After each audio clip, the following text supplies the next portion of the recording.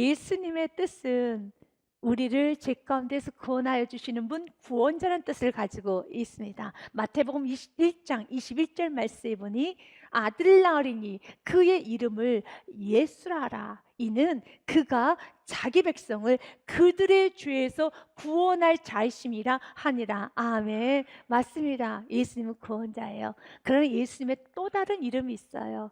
어떤 이름입니까? 임마누엘. 같이 읽습니다. 23절 말씀입니다. 보라, 처녀가 잉태하여 아들을 낳을 것이요 그의 이름을 임마누엘 하리라 하셨으니 이를 번역한즉 하나님이 우리와 함께 계시다 함이라. 아멘. 임마누엘 뜻은 하나님 우리 함께 하시다. 그 하나님은 어떤 하나님이십니까?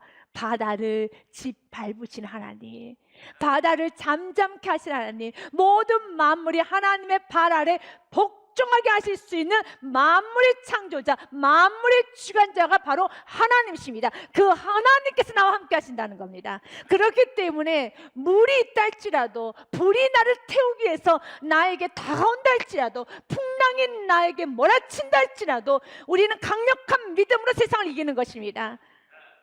강력한 믿음으로, 주님, 내 인생에 물이 찾아와도, 내가 불이 나에게 찾아온다 할지라도, 어떤 어려움이 있다 할지라도 주님, 나는 두려워하지 않겠습니다. 왜냐하면 25절 말씀 그대로 예수님께서는 바다 위로 걸어서 제자들에게 오시니, 바다 위로 걸어서 그 문제를 제압하시고 그 문제를 짓밟으시고 나에게 걸어 오시니, 주님은 나를 도우시는 분이십니다. 다시 한번 믿음으로 우리가 선포하기 원합니다. 이사야서 40 여러분 1장 13절 말씀, 주님 우리에게 이렇게 약속을 하십니다. 같이 선포합니다. 이는 나 여호와 너희 하나님이 내 오른손을 붙들고 내게 이르기를 두려워하지 말라, 내가 너를 도우리라 할 것입니다. 아멘. 베드로도 쓰러져 넘어졌습니다. 그러나 예수님은 13절 말씀 그대로 베드로의 손을 꼭 붙잡고 말합니다. 내가 너를 도우리라. 내가 너를 도우리라. 이번 한 주간 나 여러분의 손을 꼭 붙잡고 말씀하십니다. 내가 너를 도우리라. 내가 너를 도우리라. 나는 영원히 떠나지 아니한단다. 우리 예수님 임마누엘이십니다. 그렇기 때문에 지금 좀 힘든다 할지라도 여러분 두려워하지 마십시오. 예수님이 오십니다. 기도하십시오. 예수를 찾으십시오. 여러분, 디트리트 본하퍼 목사님께서 베를린 안에 있는 감옥 안에 갇혀 있었을 때 드렸던 기도가 있습니다. 하나님, 이른 아침에 당신께 부르짖나이다. 저로 기도하게 하시고 당신께 마음을 모으게 하소서. 저 혼자서는 할 수 없기 때문입니다. 제 안에는 어둠이 있지만 당신과 함께라면 빛이 있습니다. 저는 고독하지만 당신께서는 저를 홀로 두지 않으십니다. 제게는 용기가 없지만 당신과 함께라면 평안이 있으며, 제 안에는 고통이 있지만 당신과 함께라면 인내할 수 있습니다. 저는 아무것도 할 수 없지만 당신과 함께라면 이 모든 고통을 이길 수 있습니다. 저는 지금 이 모든 상황이 다 이해할 수 없지만 당신께서 제 길을 아십니다. 이 밤 하늘에 계신 우리 아버지께 찬양과 감사를 드립니다. 놀라운 기도죠. 그가 억울한 밤, 여러분 무서운 밤, 외롭고 깊은 고독의 밤을 지나고 있을 때 그는 주님께 기도합니다. 여러분, 이렇게 우리 이 땅에 사는 것입니다. 주님께 기도하십시오. 예수님 우리를 도와주신다고 약속합니다. 난 널 떠나지 않는다라고 말씀하십니다. 이 믿음을 가지고 끝까지 예수를 붙잡을 때 예수님께서는 오늘 베드로와 함께 물 위를 걸으셔서 배에 오르는 이 놀라운 기적을 보여주십니다. 물 위로 걸어오시는 예수를 향하여서 베드로가 이런 질문을 합니다. 이런 요구를 합니다. 예수님, 나를 명하사 이리로 오라고 말씀하여 주옵소서. 이것이 28절의 말씀에 보면 이렇게 되어 있습니다. 28절의 말씀에 보니 베드로가 대답해 이르되 주여, 만일 주님이시거든 나를 명하사 물 위로 오라 하소서 하니, 물 위로 나를 오라 하소서 명령하여 주옵소서.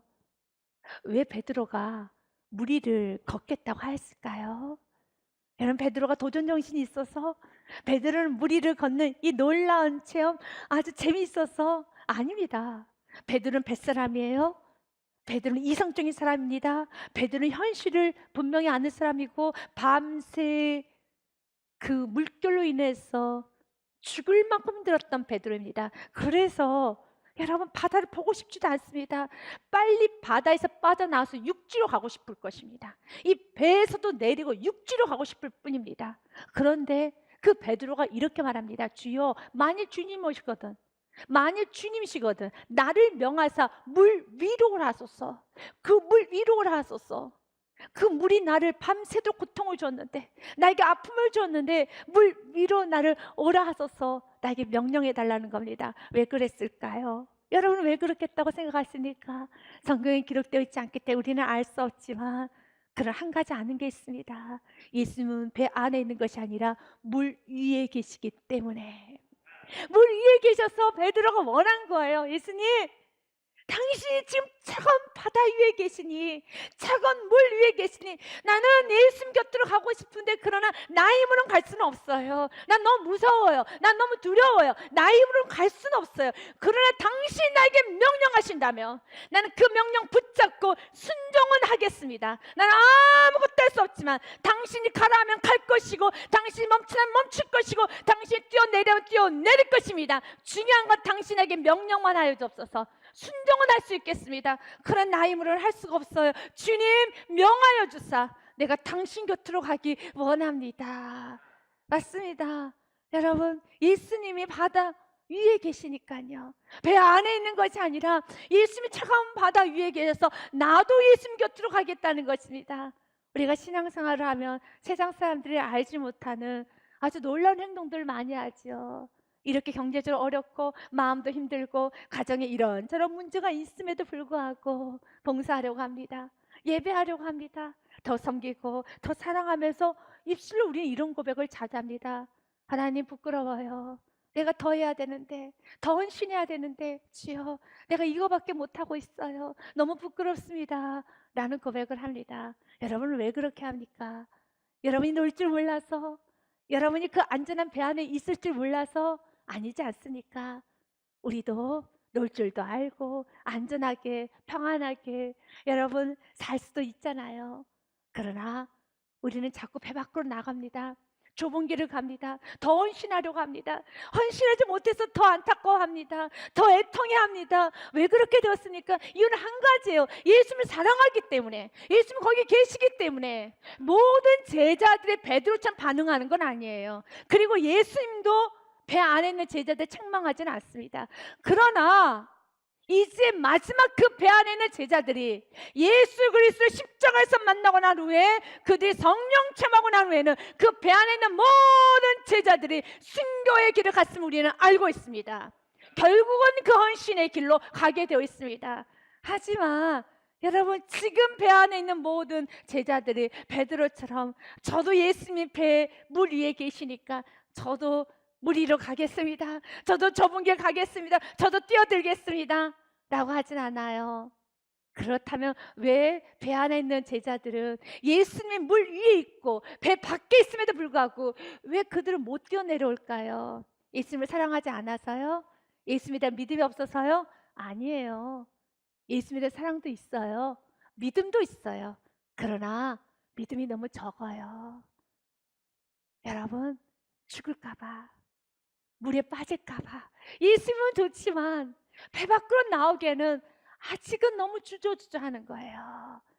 그래서 오늘 말씀을 듣고 예수님 곁에 있는 것이 배 밖으로 나와도 안전하다는 것을 자꾸 말씀 듣고 깨우쳐야 되는 겁니다.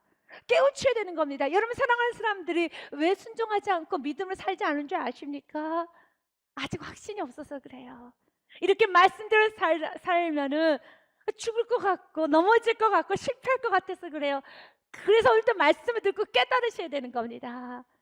배 밖으로 나와도 안전해. 괜찮어. 그건 안전하다니까. 우리는 말씀을 통해 깨달아야 되는 겁니다. 마치 아버지가 어린 자녀에게 물가로 들어가는 걸 무서워하는 자녀의 손을 꼭 잡고 괜찮아, 괜찮아, 한 걸음만 더 떼봐, 이리로 들어와봐. 그럴 때 온몸 힘이 바짝 들어가 있죠. 그러면 아버지가 이런 말 하죠. 아빠가 있잖아, 아빠가 내 손 꼭 잡고 있잖아, 한 걸음만 더 떼 라고 하면서 여러분 안아서 아주 서서하게 이 물이 안전하다는 거, 아버지 품에 있으면 안전하다는 것을 이렇게 깨우쳐 주지 않습니까? 마찬가지예요. 예수님은 배 안에 있다고 해서 책망하지 않아요. 여러분 주저주저하고 여러분 믿음의 길을 확실히 가지 못한다고 해서 책망하지 않습니다. 그러나 이제 이 말씀을 들으면 우리도 베드로처럼 뛰어내려야 되는 것입니다. 오늘도 이 말씀 붙잡고지요, 내가 삶 속에서 베드로처럼 아주 멋지고 근사하게 믿음의 길 도전하며 살겠습니다. 그래야지만 인생의 스토리라는 게 있는 거예요. 인생의 기적이라는 걸 경험하게 되는 것이고요, 인생의 간증이라는 거 있는 것입니다. 베드로가 예수님 향해서 말합니다. 나를 명하사 나를 명하여 주옵소서, 나에게 말씀하여 주옵소서. 나는 용기도 없고 나는 지금 너무 불안하고 너무 무섭기 때문에 나의 힘으로는 한 발짝도 갈 수 없사오니 주께서 나를 분명하게 나를 향하여서 명하여 주옵소서, 말씀하여 주옵소서, 이리로 오라고. 그러면 나는 이 말씀만 붙잡고 나아가겠습니다. 믿음은 여러분 무리를 걷게 합니다. 말씀을 붙잡고 나아가는 성도는 세상을 짓밟고 나아가게 됩니다. 그 물은 베드로를 삼켰던 물이고 베드로에게 고통을 주었던 그 물이지만 내가 말씀을 붙잡을 때 더 이상 그 문제는 나를 삼킬 수 없습니다. 그래서 내가 말씀을 붙들면 그 말씀이 나를 보호해 주십니다. 내가 예수를 붙잡고 나아갈 때 그 예수님께서 약속하신 말씀 그대로 나를 붙잡아 주십니다. 오늘 그가 무리를 걸어서 예수님께로 나아갑니다.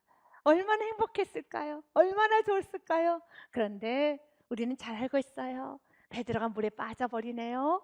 오늘 본문 말씀에 보니 30절부터 31절 말씀에 보니 바람을 보고 무서워 빠져가는지라 소리 질러 이르되 주여 나를 구원하소서. 아멘. 맞아요. 우리가 믿음의 길을 가다가도 바람을 쳐다볼 때가 있어요. 예수님께만 집중해야 되는데 말씀만 꼭 붙잡고 가야 되는데 또 환경에 여러 가지 생각에 흔들거리면 빠집니다. 그때 예수 이름 부르면 되는 겁니다. 여러분 예수님은 어떤 분이십니까? 나와 함께 하신 분 임마누엘이십니다. 그 예수님께서 우리에게 자주 약속하십니다. 내가 널 도울 것이란다. 내가 우리를 오른손 붙잡아 줄 것이란다. 이사야 41장의 말씀 10절 말씀 우리 같이 읽지 않았습니까? 뭐라고 성경은 기록되어 있습니까? 두려워하지 말라, 내가 너와 함께합니다. 믿으십니까? 놀라지 말라, 나는 내 하나님이 됨이라. 내가 너를 굳세게 하리라. 참으로 너를 도와주리라. 참으로 나의 의로운 오른손 너를 붙잡아 주리라 라고 약속하셨지요.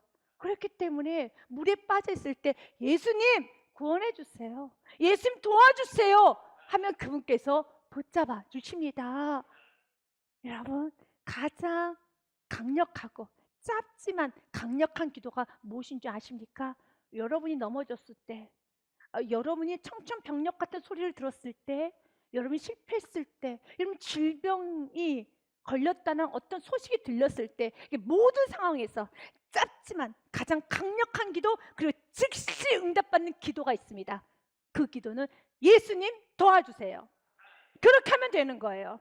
이 모든 상황에서 한마디만 하면 되는 겁니다. 짧지요. 그러나 그 짧은 기도는 가장 강력한 기도고, 그 강력한 기도를 했었을 때 예수님 도와주세요. 오늘 또 베드로는 다른 말 하지 않습니다. 이런 전말 하지 않습니다. 예수님 나를 구원하여 주옵소서. 물에 빠졌으면 도와달라고 해야죠. 질병이 찾아왔습니까? 여러분 삶에 우환이 왔습니까? 좋지 못한 소식을 들었습니까? 그 즉시 우리는 외쳐야 됩니다. 뭐라고 외쳐야 됩니까? 예수님 도와주세요, 예수님 도와주세요 라고 했을 때, 주여 나를 구원하소서, 예수님 도와주세요 라고 말했었을 때 성경 분명하게 우리에게 말합니다. 예수님께서는 즉시 손을 내밀어 그를 붙잡으며 이르시되 라고 했습니다. 먼저 주면 건져주시는 분이십니다. 왜 그렇습니까? 우리는 이사야서 41장의 말씀을 통해서, 단 이사야서 49장의 말씀, 곳곳의 말씀을 통해서 우리는 알고 있습니다. 기록된 말씀이 있습니다. 내가 널 붙잡아 줄 것이란다. 내가 널 도울 것이란다. 그래서 그 믿음 있는 사람은 예수 이름 부르게 되어 있고, 그 믿는 그대로 예수님 도와주세요. 예수님께서 즉시 손을 내밀어 그를 붙잡으며 이르시되, 그리고 예수님 말씀하십니다. 왜 넘어졌는지, 왜 이렇게 실패를 했는지, 왜 이렇게 쓰러졌는지 가르쳐 주세요. 그래서 모든 상황에서 먼저 예수 이름 부르는 것이 먼저입니다. 그 예수님께서 붙잡아 주시면서 말씀하십니다. 베드로의 문제가 무엇이었습니까? 왜 넘어졌습니까? 예수님은 오늘 또 우리들에게 하시는 말씀은, 믿음이 작은 자여 왜 의심하였느냐. 우리의 믿음이 적다라는 것입니다. 없지는 않아요. 그런 믿음이 적어요. 믿음이 적어서 만왕의 왕이신 바다 위를 걸어오시는 그 예수를 보면서도 배 안에서 제자들은 주저주저하고 있어요. 베드로가 뛰어내릴 때 나도 뛰어내려야지, 나도 예수님 곁으로 가야지 하면서 뛰어내리면 되는데 여전히 믿음이 없진 않아요. 그냥 믿음이 적어서 배 안에 있는 제자들처럼 또한 물 위를 걷긴 걸었어요. 근데 순간 바람을 보고 예수님께 초점이 흐려졌어요. 그 바다를 쳐다봤어요. 바람을 쳐다봤어요. 그 순간에 그는 물에 빠지죠. 예수님은 오늘 또 말씀합니다. 믿음이 작은 자여 왜 의심하였느냐. 맞아요. 믿음이 작아서 그래요. 그래서 오늘 또 말씀을 듣고 믿음을 키우십시오. 예수님 어떤 분이십니까? 예수님은 바다를 잠잠케 하신 분이십니다. 그렇기 때문에 때로는 바람과 바다와 같은 여러 가지 문제로 인해서 내 안에 두려움이 찾아올 때, 무서움이 찾아올 때, 부정적인 생각이 오만 가지 생각으로 나를 휘젓고 있을 때, 그때 그 바람에 끌려다니는 것이 아니라, 그 바닷속에 빠지는 것이 아니라, 그 생각 속에 하염없이 끌려다니는 것이 아니라, 주여 나를 구원하소서 라고 여러분 고백하고 선포하고 예수를 부르면서, 그때 예수 음성을 들으셔야 돼요. 내가 믿음이 적구나. 주여 내게 믿음을 더하여 주옵소서. 자신이 믿음이 적다는 걸 아는 사람은요, 그 믿음이 스스로 생길 수 없다는 걸 알기 때문에 말씀을 들어요. 말씀에 집중해요. 주여 내가 이 콩알 만한 믿음을 가지고는 절대로 세상을 살아갈 수 없사오니 주여 내 믿음이 커지게 원하오니 나는 죽으림을 다해서 내 생명 다하여 말씀 듣겠습니다. 이 말씀만이 나를 살릴 수 있고 이 말씀만이 내 안에 믿음을 키울 수 있습니다. 내가 이 콩알 만한 믿음 가지고, 이 적은 믿음 가지고 내가 세상을 살아갈 수 없네요. 주님 말씀하여 주옵소서. 그래서 오늘도 이렇게 말씀을 들어야 돼요. 말씀을 듣고 바다 위로 걸어오시는 예수님을 이제는 나의 눈으로 봐야 되는 겁니다. 내 온몸으로 느껴야 되는 겁니다. 맞아, 예수님 걸어오시지. 예수님 통치자이시지. 예수님 왕이시지. 예수님은 모든 만물을 복종케 하신 유일한 분이시지. 예수님 발 아래 모든 문제는 다 짓밟혀 있습니다 라고 하면서 믿음 충만하게 다시 세상을 향해 나아가야 되는 것입니다. 주님은 시편 말씀 우리들에게 이렇게 말합니다. 118편의 말씀에 보니요, 너는 나를 밀쳐 넘어뜨리려 하였으나, 나를 밀치는 많은 것들이 있어요. 세상의 환경, 문제도 나를 밀쳐 넘어뜨리기도 하지만 내 자신 나를 밀쳐 넘어뜨리기도 합니다. 내 안에는 교만, 내 안에는 욕심, 시기, 질투, 허여, 세상 정욕, 세상 거짓된 모든 것들이 나를 밀쳐 넘어뜨리려 하였으나 그러나 여호와께서는 나를 도우셨도다. 주님은 도와주세요. 주님 도우시는 분이십니다. 그래서 여러분은 한마디 기도하셔야 돼요. 예수님 도와주세요. 예수님 도와주세요 라고 기도할 때 주님께서 즉시 손을 내밀어 붙잡아 주시면서 말씀하십니다. 믿음이 작은 자여 왜 의심했느냐. 그때 내가 봤습니다. 나의 믿음이 너무 적어요. 그래서 나는 오늘 믿음 다하여 말씀 듣겠습니다. 이 말씀을 나의 영혼육에 새기겠습니다. 내 온몸에 다스리겠습니다. 이 말씀이 나를 보호하고 이 말씀이 나를 살리고 이 말씀대로 이루어질 걸 나는 믿습니다. 14절 말씀 같이 읽습니다. 시작. 여호와는 나의 능력과 찬송이시요 또 나의 구원이 되셨도다. 아멘. 그리고 오늘 본 말씀은 아름다운 동행으로 맞춰집니다. 32절 말씀 보니 배에 함께 오름에, 함께는 누구와 누구를 말할까요? 그렇죠. 예수님과 베드로죠. 지금 예수님과 베드로만 배 밖에 있어요. 나머지 제자들은 배 안에 있어요. 그래서 예수님 배 밖에 있었고 베드로도 배 밖으로 나왔어요. 예수님과 함께 배 오름에 바람이 그치는지라. 왜 고난을 주셨습니까? 왜 이런 애기차는 일을 주셨습니까? 믿음을 키우기 위해서. 살아 역사하는 그 믿음을 소유하라고. 이렇게 있으면 즉시 손을 내밀어 도와주시는 분. 이젠 차가운 물 안에서, 차가운 바닷속에서 깨달았지. 이제 깨달았지. 내 깨달았어요. 내가 허우적거릴 때 예수님 불렀더니 예수님께서 나에게 오셔서 손을 내밀어 주신 그 예수님, 나 만났어요. 나 만났어요. 주님은 이 믿음 주시기 위하여서 때로는 고난도 주시고, 여러분 무리도 걷게 하시고, 큰 풍랑도 만나게 하심으로써 우리의 믿음을 키워가는 겁니다. 예수님과 함께 배에 올라야 되는 겁니다. 그리고 바람이 그치는지라. 33절 너무 아름답게 성경은 마무리되어 가고 있습니다. 고난을 시작했지만 마무리는 예배로 마무리가 됩니다. 같이 읽습니다. 시작. 배에 있는 사람들이 예수님께 절하며 이르되 진실로 하나님의 아들이었소이다더라. 아멘. 당신 정말 진실로 하나님의 아들이십니다. 그러나 이 고백은 동일하게 육신의 눈으로 보면 동일하게 다 진실로 하나님의 아들이십니다. 하나님은 왕이십니다 라고 고백을 하지만 그 고백의 깊이 정도는 달라요. 왜냐하면 베드로가 엎드려서 베드로 또한도 진실로 하나님의 아들이십니다, 배 안에 있던 제자들도 진실로 하나님의 아들이십니다 라고 고백을 하였지만 베드로의 고백의 그 감흥과 그 깊이와 제자들의 고백과는 다릅니다. 성경은 베드로가 더 뜨겁게 고백하였더라, 베드로의 믿음이 더 충만해졌더라, 그런 말씀 없습니다.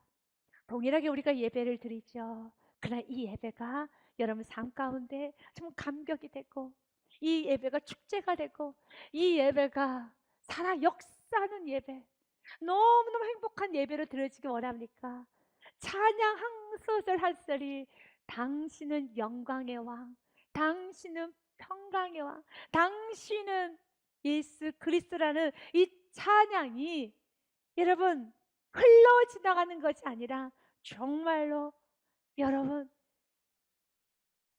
이 가슴 깊이 끓어오르는 그런 고백의 찬양을 드리고 싶다면 순종의 삶을 사셔야 돼요. 믿음으로 도전해 본 경험이 있으셔야 돼요. 베드로는 특별히 성경에서 베드로에게 베드로의 믿음을 부각시키지는 않아요. 베드로의 예배를 더 부각시키지는 않습니다. 그러나 베드로가 드린 예배와 다른 제자들이 드린 예배하고는 다를 것입니다. 여러분은 어떤 예배자가 되고 싶습니까? 어떤 예배를 드리고 싶습니까? 사랑하는 여러분, 이번 한 주간도 두려워하지 마시고 무서워하지 마시고 배 밖으로 나오십시오. 안전합니다. 괜찮습니다. 우리 아빠 아버지 되신 하나님께서 이리 와, 괜찮아, 괜찮아, 아빠가 있잖아, 안전해, 괜찮아, 나와도 돼 라고 말씀하시지 않으십니까? 주님께서 25절에 우리에게 보여주셨습니다. 예수님께서 바다 위로 걸어서, 아멘, 예수님 바다 위로 걸어서 오시는 분이십니다. 그 예수님은 나의 예수님입니다. 그 예수님은 임마누엘이십니다. 그 예수님께서는 약속하십니다. 나는 온 천지 만물을 창조하고 다스리고 주관자이신 그 예수, 내가 너와 함께 할 것이고 내가 너를 도울 것이란다. 내가 너를 붙잡아 줄 것이란다. 아멘. 이번 한 주간도 예수님과 아름답게 동행하는 한 주간이 되시기를 주님의 이름으로 축복드립니다.